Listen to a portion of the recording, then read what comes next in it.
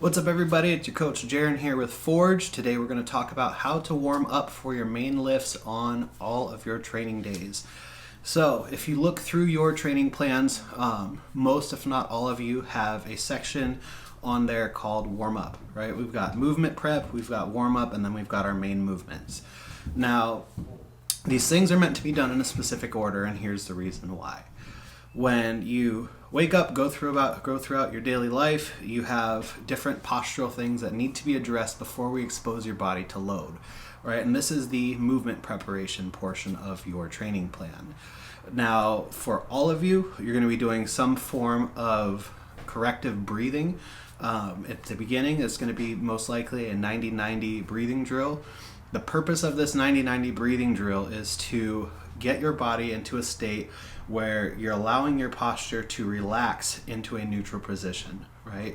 We're using the breath in a way that allows you to tap into the different sides of your nervous system and allow your skeletal structure to settle into proper alignment, right? This is why we take 5 to 10 minutes just to do deep diaphragmatic breathing.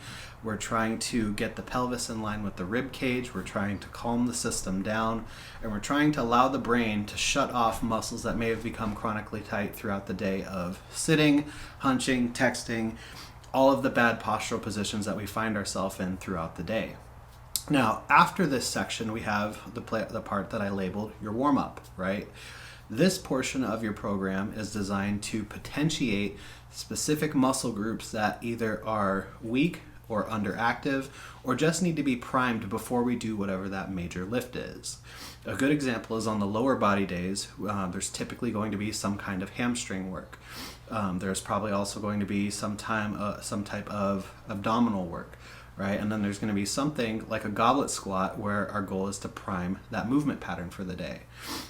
With this section, yes, we are trying to build up your body temperature and get you generally warm, but the main purpose of this is to potentiate those muscle groups that are weaker or that need to be active in that lift, such as your hamstrings, such as your lower abdominals, because we need to get those things firing before we do our lower body training.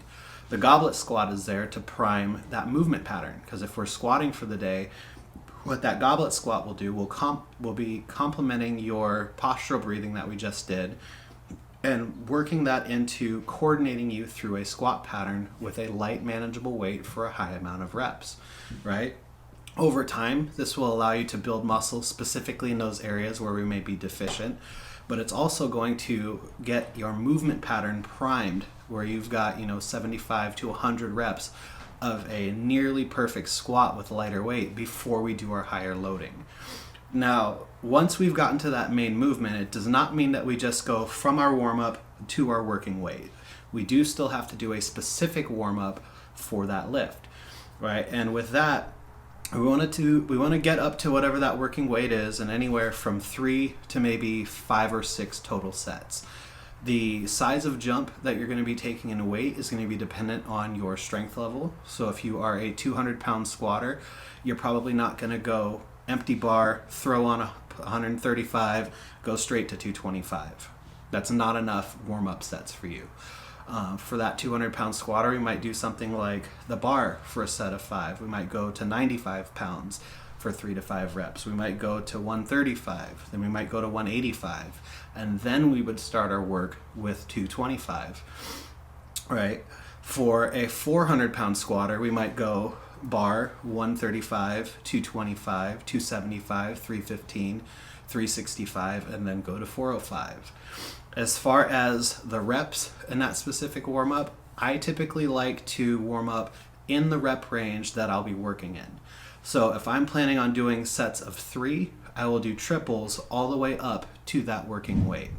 That's just what I've found works best for me. It allows me to set my intent. And if it's a heavy workout where I need to lock everything in, and we'll probably be doing most, if not all of the reps on one breath, I like to practice that bracing for multiple reps all the way up to my working weight.